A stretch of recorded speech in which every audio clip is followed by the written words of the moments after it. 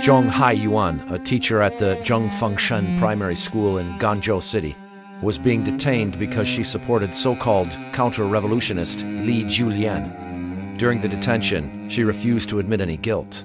Moreover, she wrote on the prison wall, "Down with Hua Guofeng," the then Chinese Communist Party leader. As a result, Zhong Haiyuan was also classed as counter-revolutionary and sentenced to death. On April 30th, 1978, she was tied up, paraded on the street, and then taken to the execution site to be executed. The soldiers who carried out the execution deliberately fired the bullet at the right side of her back instead of the left side where the heart lies, so that she would not die instantly. Waiting medical personnel rushed forward and brought her into a covered military vehicle. On the surgery table temporarily set up for the purpose, they quickly took her kidneys while she was still alive. One of the kidneys was soon transplanted into the body of a senior official's son in Nanchang No. 92 Field Hospital. Over 30 years have passed since then. With the reform and open-door policy, China's economy has grown rapidly. At the same time, induced by huge profits, the number of organ transplants has also increased astonishingly. Especially since 1999, there has been an explosive increase in the number of organ transplants in China. According to official figures, the annual number of organ transplants reached nearly 20,000 in 2006, ranking it number 2 in the world. Moreover, people who could receive organ transplants have expanded from the privileged senior officials of the Chinese Communist regime to rich people who could afford the high price. Before 2007, as long as one could afford a few 100,000 Chinese yuan, many large hospitals in China could offer the shortest waiting time for organs. In the 6 or 7 years since year 2000, the waiting time publicly declared by some hospitals was 1 to 4 weeks, or even several days. Many large hospitals carried out multiple transplant surgery at the same time, day and night without stop. Behind these astonishing figures hides a serious question. In China, where are these massive number of human organs coming from? In the 21st century today, does the tragedy suffered by Zhong Haiyuan, whose organs were harvested while alive, still go on?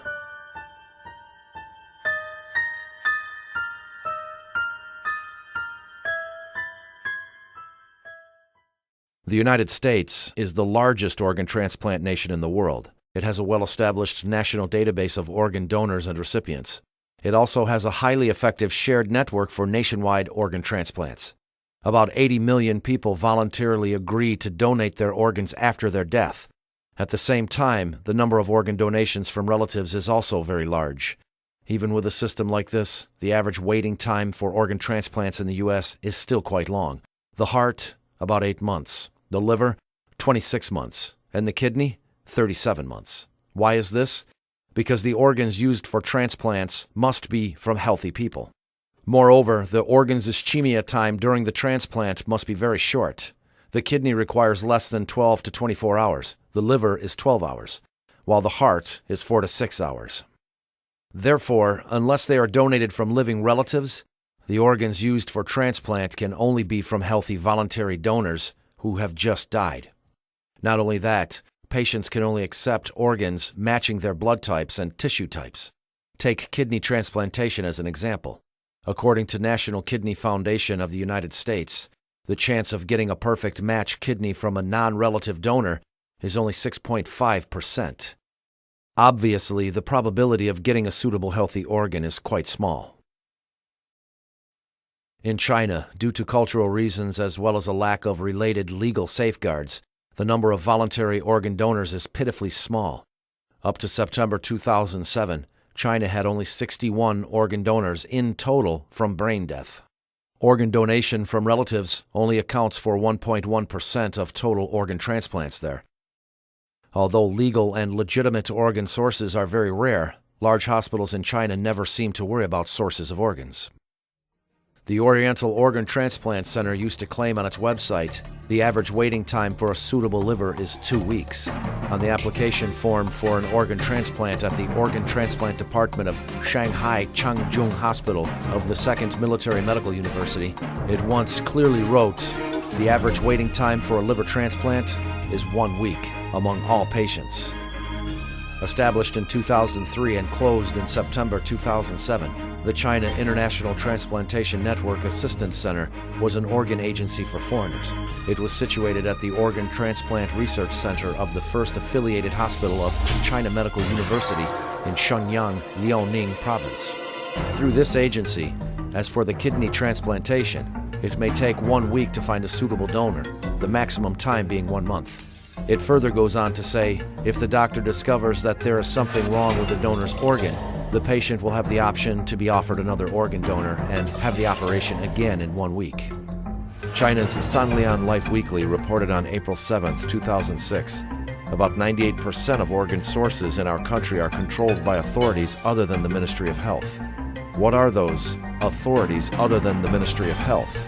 The article did not specify.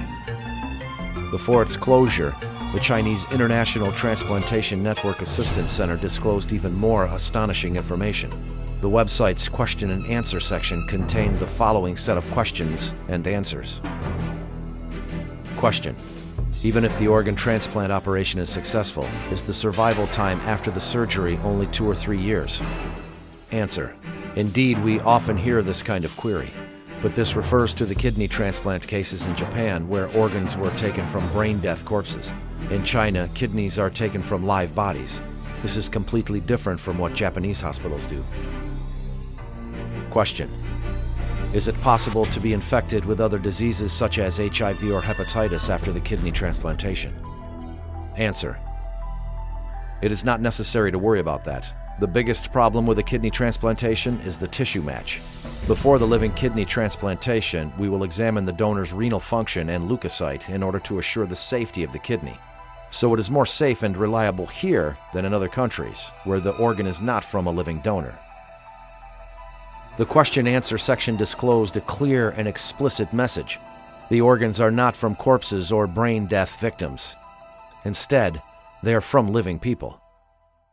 In fact, the China International Transplantation Network Assistance Center is not the only living organ provider in China. Here is a phone conversation between an investigator posing as a patient's relative and a doctor in the First People's Hospital of Shanghai Jiao Tong University.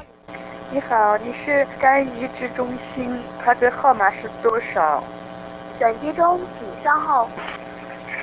喂，你好。喂，你好。我现在有一个表妹啊，丙型肝炎18年了，是慢性活动性，丙型肝炎。但是现在我跟你讲，你这个肝移植是可以的。那我就问啊，要等多久？工体有啊，今天有哎。现在我们今天就来做。不是，你现在又不是说是有新鲜的，有活的人的，你这个都是活的。啊？都是活的。The precondition to ensure the supply of such large number of human organs for such short waiting times is the existence of a large organ bank of live donors. Furthermore, this group of people must be under strict control so that their physical conditions could be examined any time. Whenever a transplant patient arrived, a matching donor would be found from the bank. His or her organs would be taken out for the transplantation in order to ensure the organ's freshness and vitality. So what kind of people form this live organ bank? The international community commonly believe the allegation that the Chinese communist regime takes organs from the executed prisoners for transplants. However, this single source of organ supply cannot account for the explosive increase in the number of organ transplants in China during the past decade. Although the exact number of the executed prisoners in China is a so-called state secret, the state-run China News proclaimed in its report on September 6, 2007. For more than a decade, the people's courts have been very careful with and taken strict control in giving out death penalties. The number of executions have been decreasing steadily. Meanwhile, according to reports by official Chinese media, the total number of organ transplants in China during the 6 years after 2000 was more than 3 times that of the 6 years prior to 2000. If those 98% of organs for transplants in China that came from non-medical system were all from the executed prisoners, how could one explain the sharp increase of organ transplants in the past decade, while the death penalties had been decreasing steadily? Was it due to the improvement in transplant technology? Let's take a look at the kidney transplant. In 1998, the number of kidney transplants in China was 3,596. In 2004, it exceeded 10,000, 3 times that of 98. Between 98 and 2004, there had not been much improvement in kidney transplant technology. Obviously, technology improvement is not the reason behind the explosive increase in kidney transplants. Moreover, death penalties need to go through certain legal procedures, such as court hearings and appeals. Prisoners could not just be sentenced to death and their organs taken when transplant patients came. Then, what group of people could be subjected to organ harvesting and their lives taken so conveniently and speedily? Other than the prisoners on death row, who were these large group of people that were forced to live between life and death? For decades, the Chinese Communist regime have consistently denied allegations from the international community that it harvests organs from the executed prisoners. However, in 2005 at a World Health Organization conference in Manila, China's Deputy Health Minister Huang Jiafu publicly admitted for the first time that the majority of China's transplant organs were from the executed prisoners. But on April 10, 2004, Mao Chuinan, the spokesperson for the Ministry of Health, again denied harvesting organs from the executed prisoners when answering questions from reporters. In November 2006, at a meeting in Guangzhou, Huang Jiafu acknowledged again that over 90% of transplant organs in China came from the executed prisoners. Subsequently, on January 11, 2007, Mao Chuinan changed his tune in his interview with the BBC and also claimed that most of China's transplant organs were from executed prisoners. Apparently, on the issue of whether to publicly admit the organ source being from the executed prisoners, there were initially different views inside the Chinese Communist regime. Then what had forced the regime to conform to a single view and publicly admit a scandal it had been denying for decades? Was it because of the awakening of their conscience, or was it being used to cover an even larger crime? On December 22, 2000, the overseas Falun Gong Minghui website suddenly published a piece of news from China, alleging some evil police are plotting with greedy doctors to sell organs of Falun Gong practitioners. It is learned that just one clinic in the city of Shijiazhuang alone has been given 6 organs. Without disclosing further details and because the brutality in the information was beyond belief, this news didn't get much attention at the time. 5 years later, on March 8, 2006, an anonymous former Chinese media reporter in Japan told the U.S. Epoch Times that there existed a special place in Sujiatun district in Shenyang, Liaoning province, where large numbers of Falun Gong practitioners was secretly detained. These practitioners would eventually be killed and their organs taken for transplants. 您估计大概有多少法轮功学员被关押在里面？我不能很确切的说这么一个数字，因为经常性有变动，但是在当时吧，所得到的数据呢，应该是有6000人。但是什么时候？当时是在2年前左右吧，也就是2004年。左右的那个时间他们是在里面，可能是在被强迫转化、被打、被关押，在生命垂危的时候，然后器官被取出来、被移植、被卖，是可以这么理解吗？对，我认为是这个情况，但是，他们一定是在一种什么样的一种情况下，是被迫的。就是说，或者说是在毫无知觉的情况下，上了手术台，取出了他们的脏器。我认为是这种情况。这些人还有出来的可能性吗？我只能在心里祈祷着他们能够出来，他们能平安地回到他们家人的身边。9 days later, a former employee of Liaoning Provincial Thrombosis Treatment Medical Center at Sujiatun disclosed more details about this secret detention center to the Epoch Times. She said that this secret detention center was actually situated inside the hospital where she worked. The exact address is 49 Shusong Road, Sujiatun District, Shenyang. In this hospital, shocking atrocities of large-scale organ harvesting from living Falun Gong practitioners, such as kidney, liver, and cornea took place. Her ex-husband took part in cornea removals from live Falun Gong practitioners.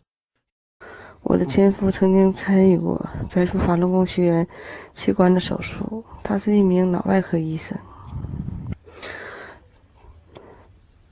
参与摘除法轮功学员眼角膜手术，包括部分在法轮功学员活体上摘除眼角膜。我的家人告诉我说，他说你不知道我有多么痛苦，因为这些法轮功学员是活的。若从死人身体上摘除器官，这还好说，可这些人都真的还是活的。这些事情都是秘密进行的。我们医院参与的医生很多是从其他医院调过来的实习医生。这些人的器官被摘除以后，有的人就直接被丢进焚尸炉中火化，没有留下任何痕迹。 After the second Sujatun witness came forward, another 10 days passed amid shock, anxiety, and speculations. Surprisingly, the Chinese Communist regime, that is usually very sensitive to the international media, kept quiet for 3 weeks on such sensational accusations. On March 28th, the Chinese Foreign Ministry spokesman Qin Gang denied the Sujatun incident at a regular press conference, calling the accusation deliberate fabrication and wicked slander. Qin also invited foreign media to visit Sujatun and conduct their own investigations. Perhaps as a response to the Foreign Ministry statement, 2 days later, a man who identified himself as a veteran military doctor in the Shenyang military region wrote to the Epoch Times to confirm the existence of the Sujatun concentration camp. He further alleged that Sujatun was just one of several dozen such concentration camps across China. A month later, this veteran military doctor wrote to the Epoch Times again, disclosing more detailed information on organ harvesting of living Falun Gong practitioners. He said during the detention, real names were used for Falun Gong practitioners and other detainees, but when it came to organ transplant, fake names were used. In other words, false identities were created, and the information about these fake people was quite complete. Moreover, these people would have signed voluntary organ donation forms. Of course, the signature was faked as well. I had encountered over 60,000 of these documents with falsified signatures. All of them said that the individual voluntarily agreed to donate some kind of organs for transplant and was willing to undertake all the consequences. There were even signed forms expressing their willingness to donate their hearts for transplants. Many signatures were the handwriting from the same person. The time limit for keeping these documents was 18 months. Then they must be destroyed. This veteran military doctor continued. Many people concentrated their attention on the official organ transplant figures. In reality, the number of organ transplants carried out underground was many times more than the official figures. The organ transplants are managed by the military, so attentions must be concentrated on many military facilities. Those are the true concentration camps. This explosive news exposed such brutality that many people may find it difficult to believe. However, looking at atrocities committed by the Chinese Communist regime in history, this is not impossible. The first kidney transplant surgery in Communist China was done in 1960. Since then, it has become a routine practice to take organs from living prisoners to meet the needs of senior officials from the party, the government, and the military. Like Zhong Haiyuan in Jiangxi province, her kidney was taken while still alive in order to carry out the kidney transplant for a military pilot. Zhong Haiyuan had her kidney taken as a political prisoner. In other words, in the system of the Chinese Communist regime, once someone is labeled as a political prisoner, an enemy of the party or the state, no method used against them is considered excessive. Then, when Falun Gong practitioners are being persecuted, they fall into the same scenario. The regime has used every means in its disposal to demonize Falun Gong and sees it as its biggest enemy. Therefore, in the society, everyone knows that the Chinese Communist regime has regarded Falun Gong as the enemy.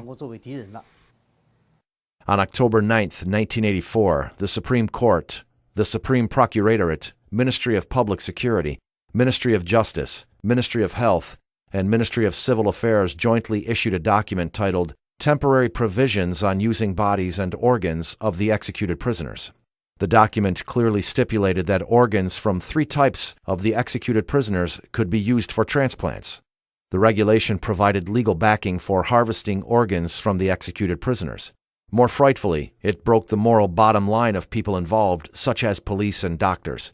When body parts of certain people are legally defined as industrial raw material, the defense and respect for the human body becomes non-existence. When they went to appeal to the government, many Falun Gong practitioners destroyed their ID cards to avoid implicating others. When arrested, they would also not give their names or where they are from. Therefore, to the Chinese communist regime and those people who want to take organs from living people, these practitioners become the most suitable targets for organ harvesting, as their disappearances would not be discovered or reported. Without a doubt, organ transplantation is a highly lucrative business. The Organ Transplant Center of the People's Liberation Army No. 309 Hospital claimed on its website, "Our transplant center makes most money for clinic department. From January to June of 2004, income was 13.57 million yuan. This year, 2004, it is likely to exceed 30 million yuan." According to an article in the Southern Weekend, on July 18, 2007, the Oriental Organ Transplant Center in Tianjin made huge profits. Liver transplants alone brought the center at least 100 million yuan a year in income. In September 2006, the new building for the Oriental Organ Transplant Center, costing 130 million yuan to build, opened for business with 500 beds.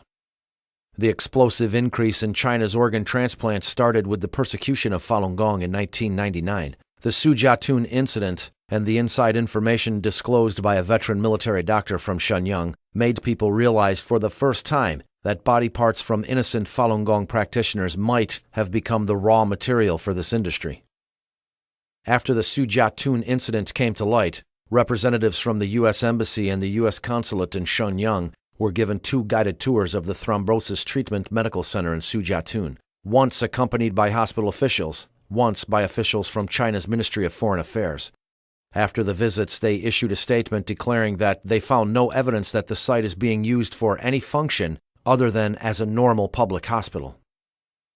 Meanwhile, responding to the invitation issued by China's Foreign Ministry spokesman Qin Gang to the international media, the Coalition to Investigate the Persecution of the Falun Gong in China, a non-governmental organization formed by Falun Gong practitioners, third-party lawyers, scholars, and journalists, applied for visas at China's overseas embassies and consulates, requesting to go to China to independently investigate the Sujiatun incident. All the applications were uniformly refused. On the one hand were detailed inside stories. On the other hand were the denial by the Chinese Communist regime after a long silence and its refusal to the third-party independent investigation. The whole thing seemed to have reached an impasse.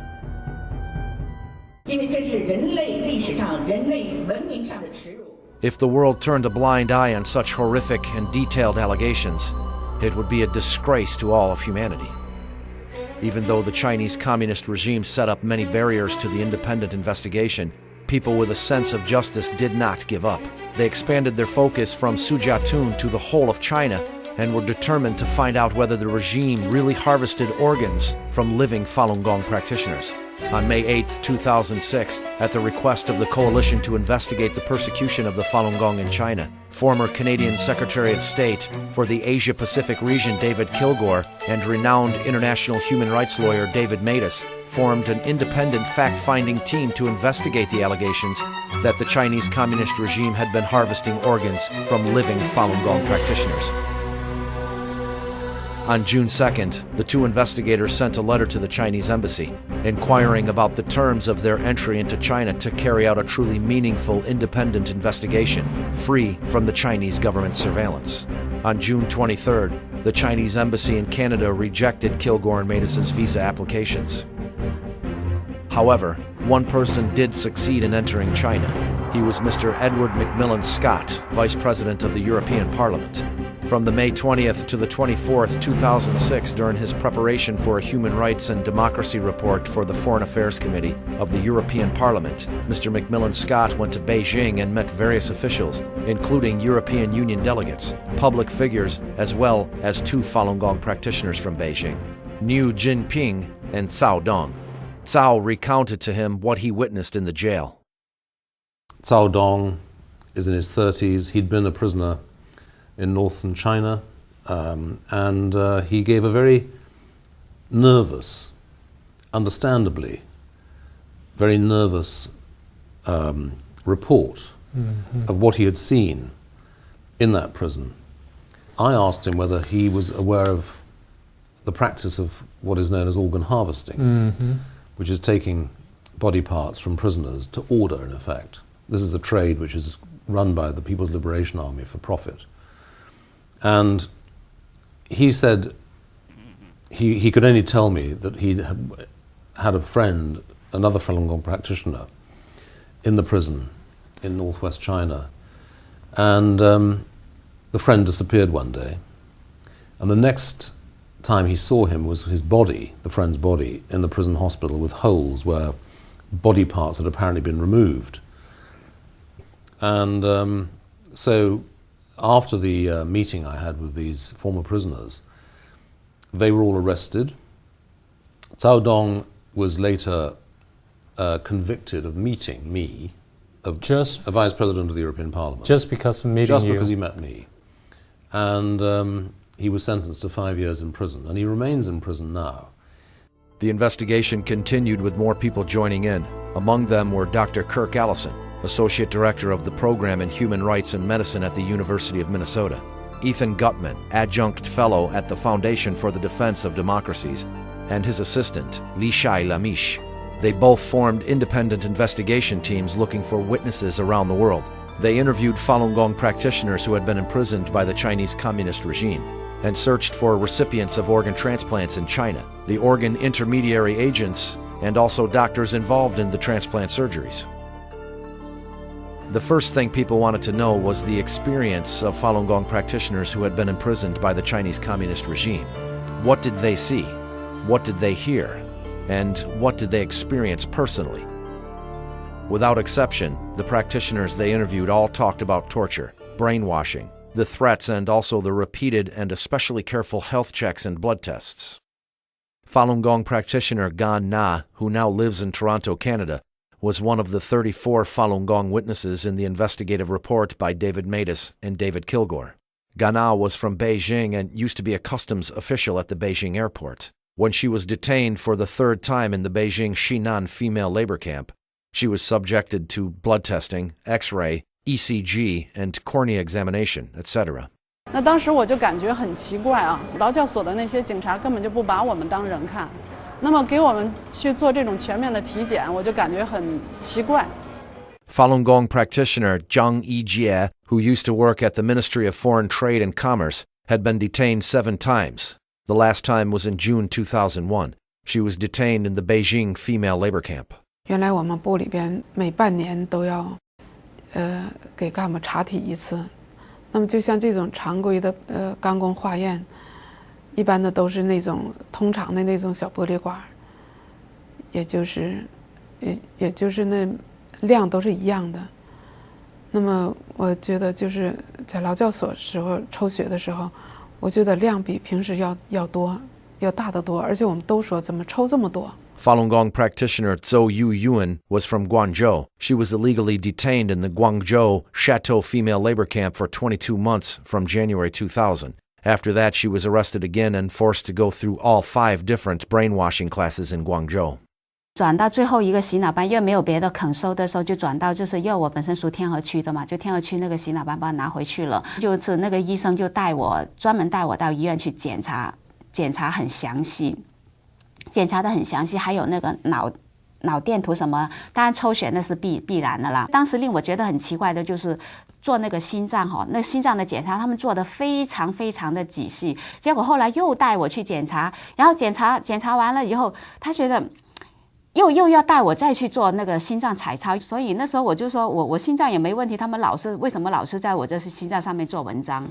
They would do an X-ray of the chest and the abdomen. They would do a sonogram of the liver and the kidney area.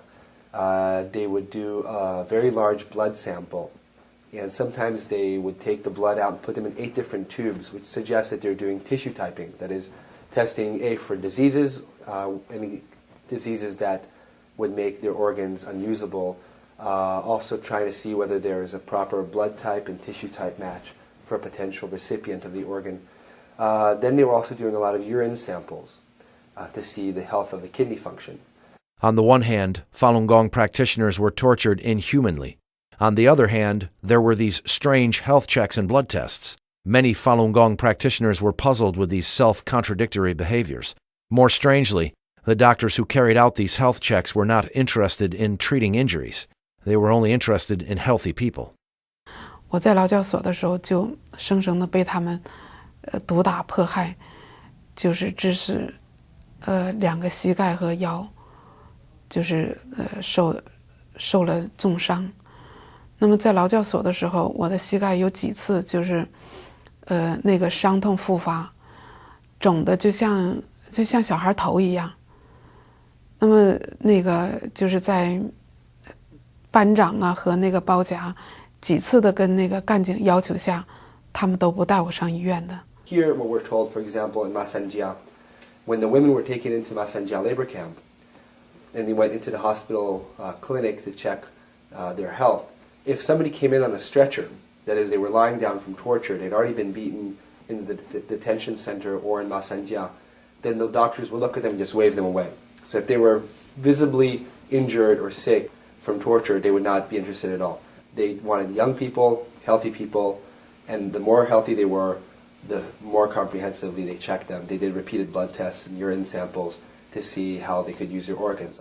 In June 2008, David Matus found a person in the U.S. who was once imprisoned in Jiangsu province. He was not a Falun Gong practitioner. To avoid persecution from the Chinese Communist regime, he was given an alias, Lanny. During a 2-year imprisonment between March 2005 and the beginning of 2007, Lanny was transferred between 17 different cells. The prisoners who had been there for a long time told him that during 2002 to 2003, at least 2 to 3 Falun Gong practitioners in every cell had their organs removed while still alive. 因为在看守所里面，每年都要进行至少2次的体检嘛。关了很多年的老犯人呢，就偷偷的告诉我呢，这就是要摘这些人的器官。你看这些身强力壮的小伙子呢，就是要摘他们的器官了。就是那些死刑犯呐，还有法轮功的学员呐，因为检查这些人的身体的时候呢，特别的仔细，而检查别人的身体就是一概而过了。主要是要对这些死刑犯和法轮功这些人员的身体检查是主要的。Lanny had personally witnessed the scene of a person being injected with drugs before being taken away for organ harvest. In one case, he saw this person being inoculated or being fed intravenously a syringe, which had a numbing effect on him. On the neck? On the neck, yeah. 看见亲眼看见的，他人被那个绑起来嘛，5号大把绑起来，躺在墙上嘛，2根锯子，用他打的麻醉剂打这么一个大针筒，很大的针筒来。有一个我们那个手，我感觉估计我们3个手指头顶在一起，大针管的，你像里面有半管水，针管的水。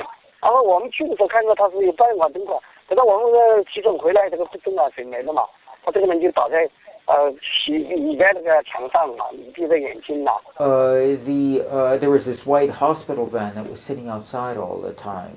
因为这个车子他开进来嘛，车子开进大院子里面了。你的骑手那个看得到，是白的车子嘛，很大了，比那个他这个车子白车子比救护车大。And the cell leader would tell this fellow Lanny that these prisoners were actually being organ harvested, and that van outside was for that purpose, and the injection was for that purpose as well. In November 2006, Lanny was transferred to another cell in the same prison. The cell also imprisoned a Falun Gong practitioner called Chen. 我进去，他已经快要走了呀。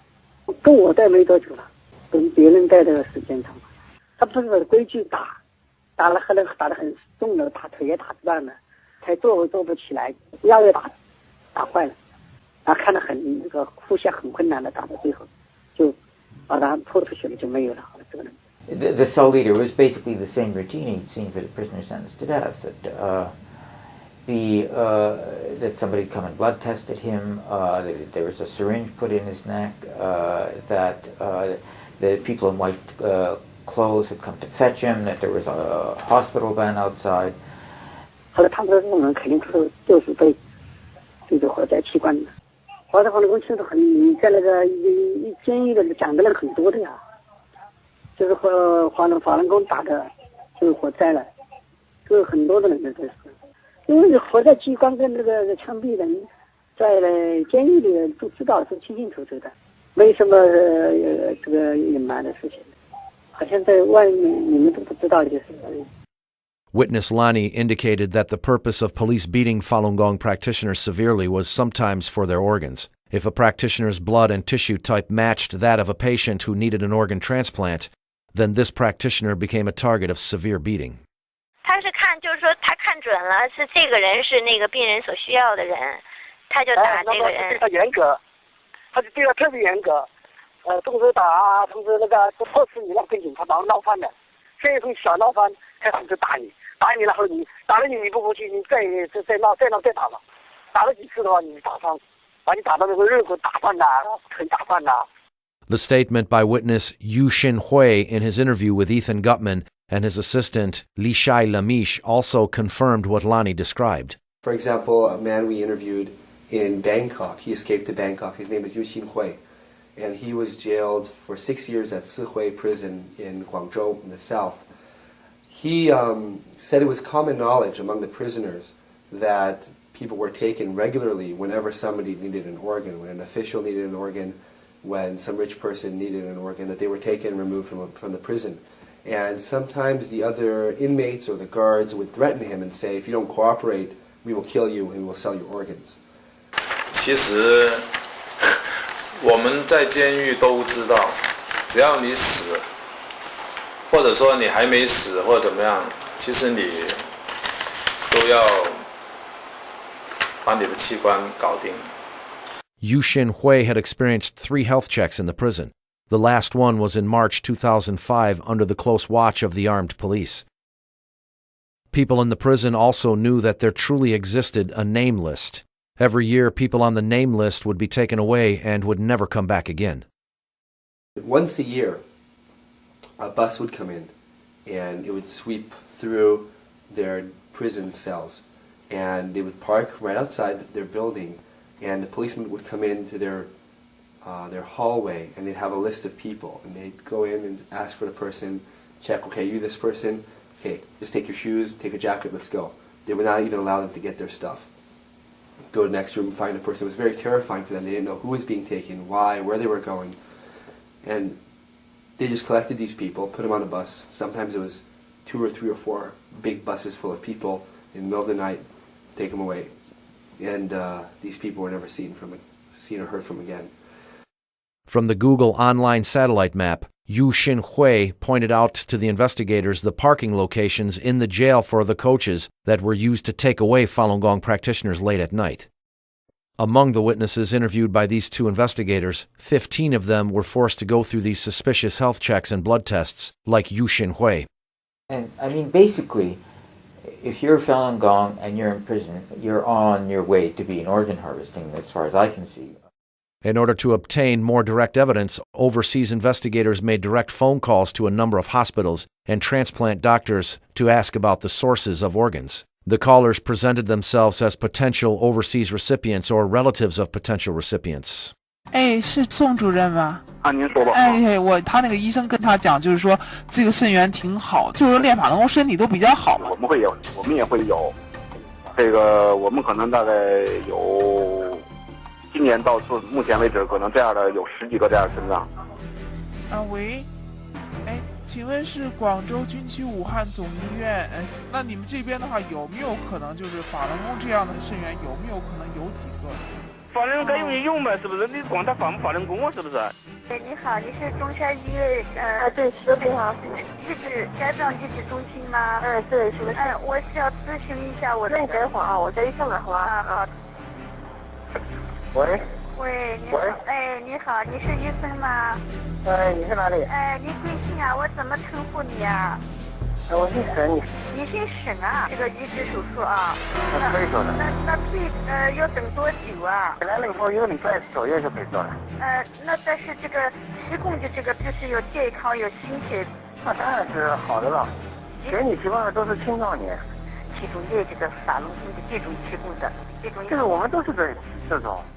In addition, the International Coalition to Investigate the Persecution of the Falun Gong in China, headquartered in the U.S., confirmed the same conclusion with a similar method.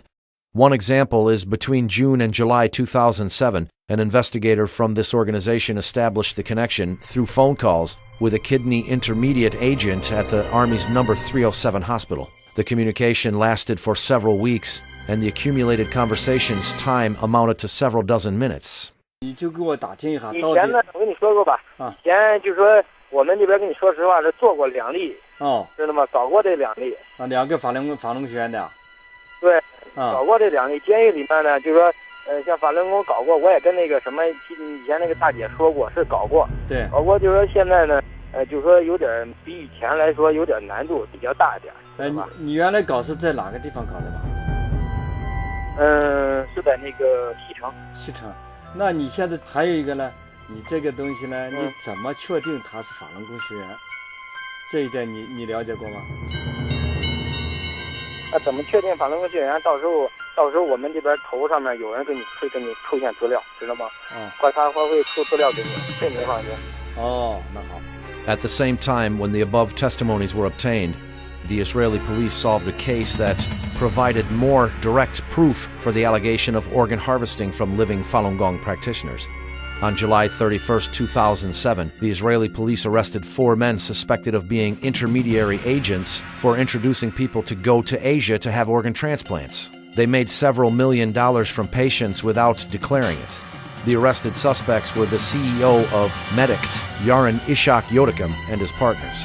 The largest newspaper in Israel, Yedioth Ahronoth Latest News, reported that on November 17, 2006, unaware that their conversation was being recorded, Yodakin told a disguised reporter for the newspaper's weekend magazine that his company could help to provide organs from China's political prisoners, death row prisoners, and Falun Gong practitioners.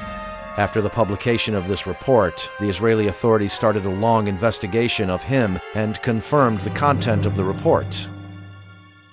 Faced with the investigation by the international community, the Chinese Communist regime responded with its usual manner. The spokesman for the China's foreign ministry, Qin Gang, stated, 我们认为呢，这样的一个报告总体上是不客观、不公正、不公平的。 On the one hand, the regime, without any proof, firmly denied the allegations. On the other hand, it quietly set up various obstacles to the independent investigations.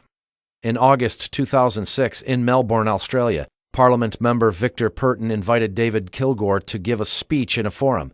As a result, the Chinese consulate sent a letter to all members of the parliament asking them not to attend this forum.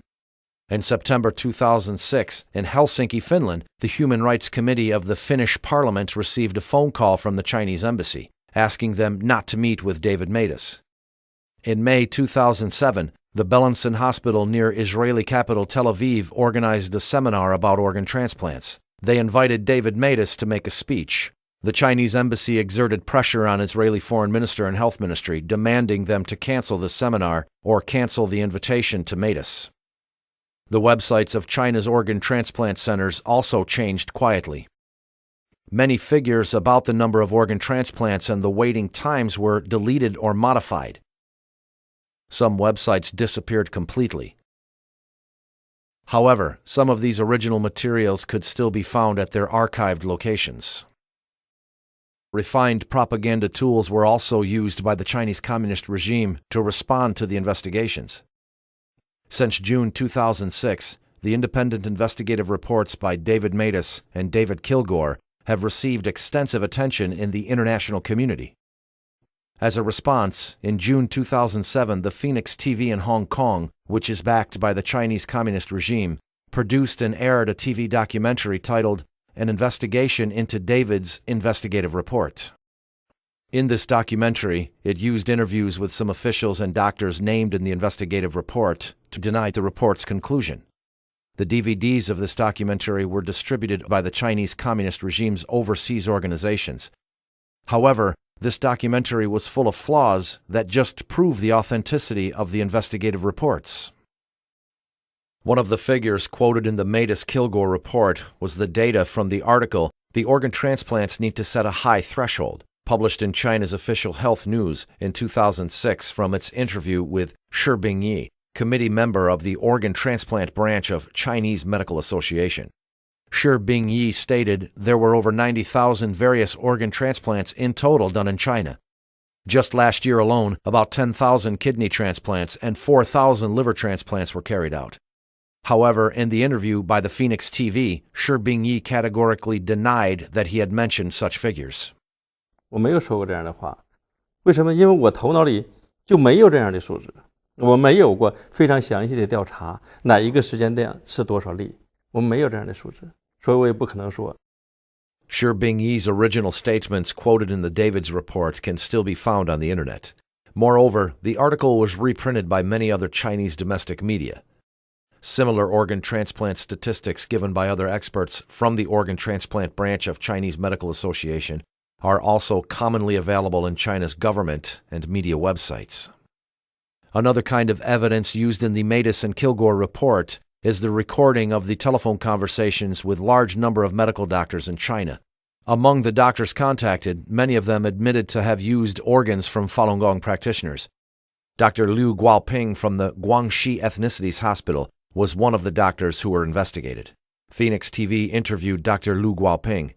In the interview, Dr. Liu acknowledged that he had received phone calls from the investigators and also admitted that he was asked the question in the recording, but he denied giving such reply, although the recording of his reply to the investigator was still available. The following is a comparison of what he told the investigator and what he said on Phoenix TV.